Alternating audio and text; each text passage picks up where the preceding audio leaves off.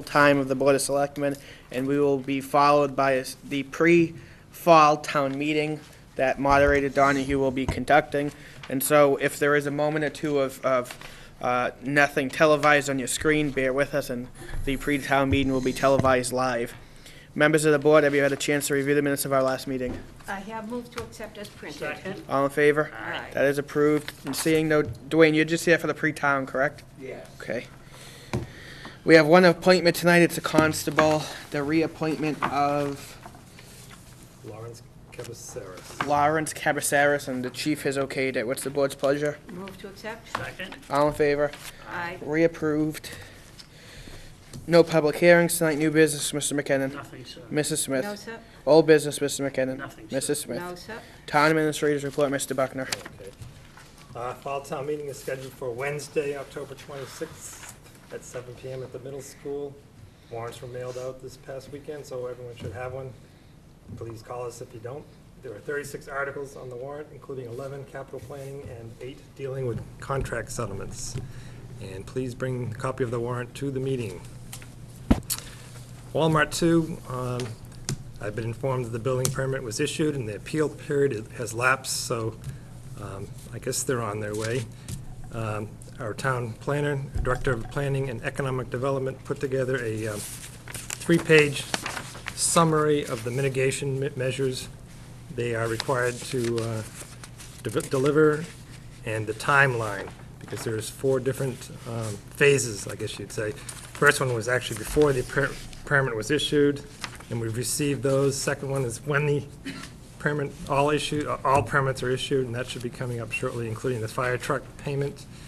And then 30 days after receiving all permits, and finally just before, or when the occupancy permit is delivered. So the board has those. The longest part, of course, are the traffic mitigation measures they have to perform. That runs for about a page. So,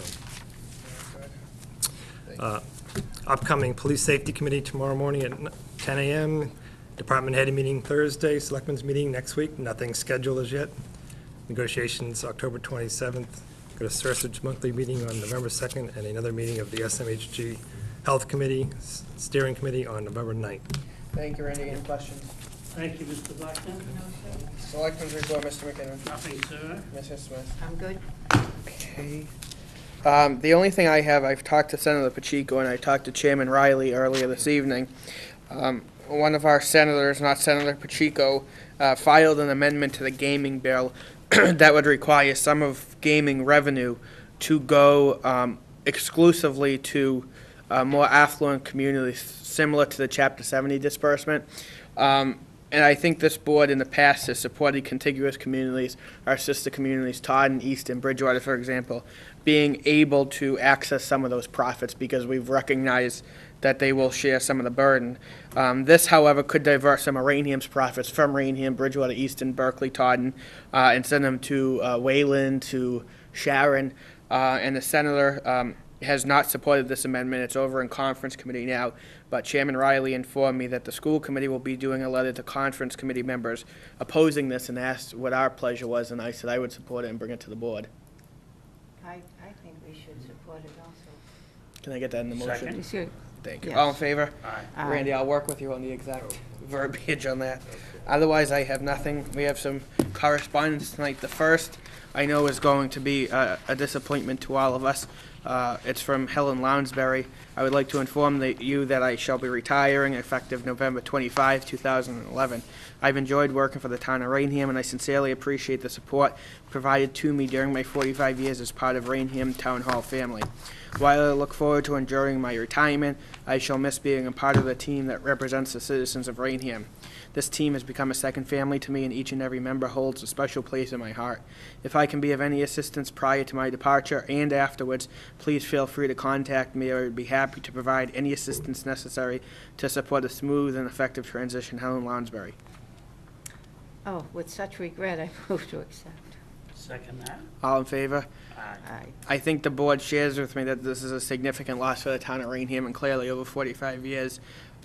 She's Mrs. Lounsbury, just like Mrs. Sleazer, was a fixture in Raynham Town Hall and really synonymous with Raynham Town Hall. She'll be sorely missed, but also a well-deserved retirement coming up for her. An invitation from Bristol Plymouth for the open house and reception Saturday, October 22nd, from 12 o'clock noon till 3 p.m. at Bristol Plymouth. It's open to the public, also 940 County Street in Taunton. From the town clerk's office, dear members of the board, please find attached a letter our office received from William C. Campbell, Woburn City Clerk, regarding support of a proposed resolution, House 1972, and Act regulating election primaries. A bill summary and copy of the FVAP testimony is attached as indicated in Mr. Campbell's letter. We would appreciate it if you would place this on your agenda for discussion at next meeting of the Board of Selectmen. Basically, what this does is it tries to combine the state and federal primaries together, where the federal primaries have been shifted now to March so we can be more competitive nationwide. I have no problem putting this on the agenda next week.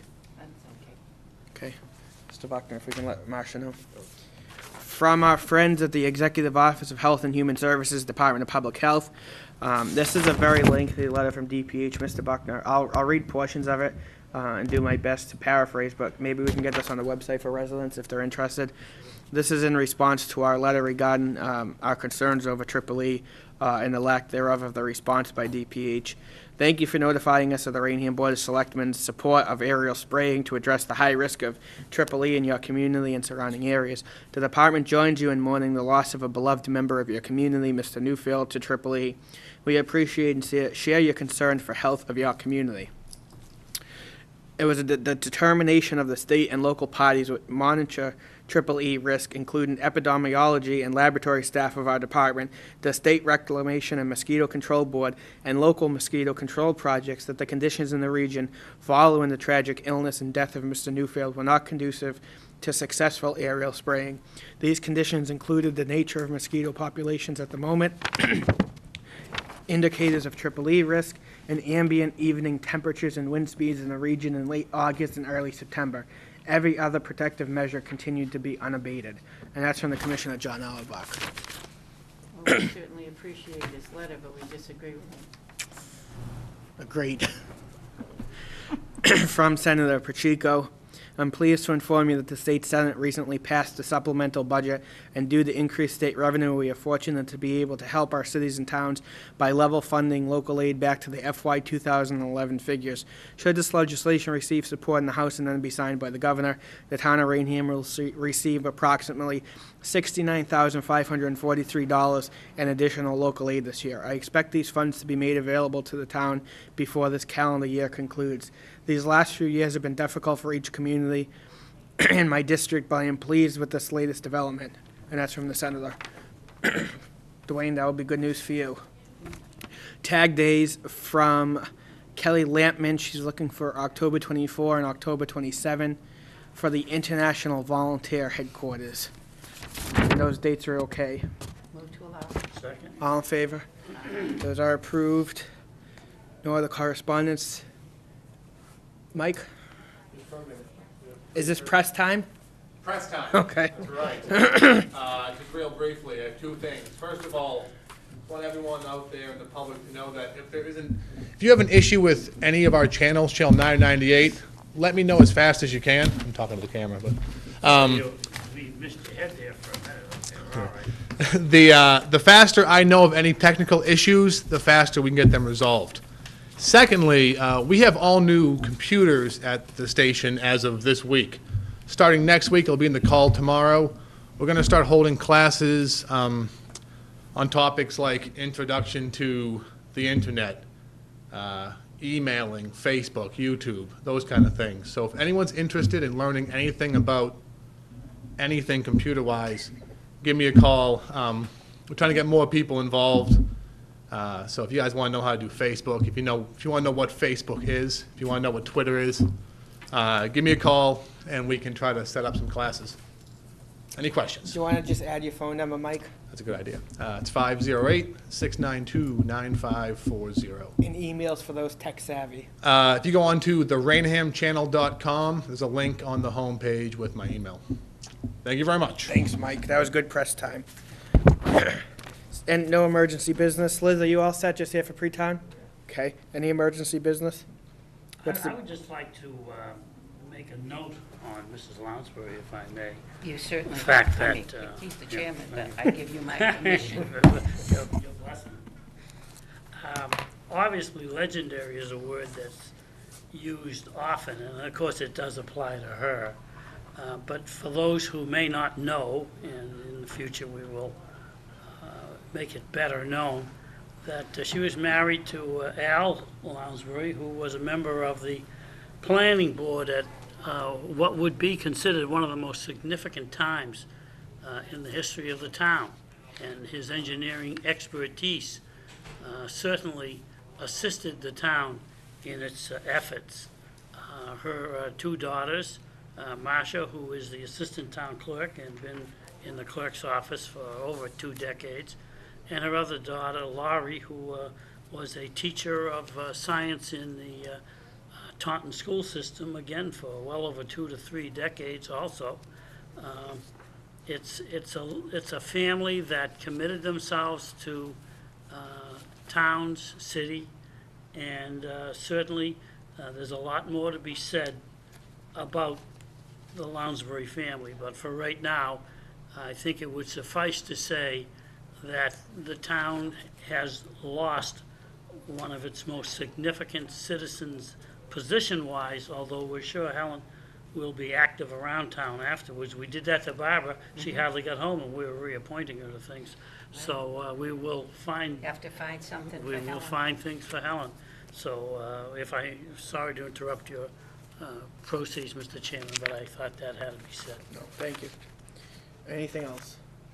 No, other than the first time I stepped foot in this town hall and went to work, it was for Helen Lounsbury. And that was, I won't say how long ago, but it was quite some time ago. But I 92. enjoyed many years with Helen, and then, of course, I left and went to the treasurer's office. But Helen and I have been friends for a very long time, as I'm sure have you been. And she will be missed. She was a great asset to this community. And everybody knew her, and everybody that did know her loved her. Agreed. Anything else? I have nothing else except to adjourn if you're done, sir. I'm done. You are done, then I will move to adjourn, pay the bills, and then go on to the pre-town meeting. Second? All in favor? Aye. We are adjourning again. There'll be about 10 minutes of dead time, and then we'll be back to you all. Thank you. Speaking of dead time, oh,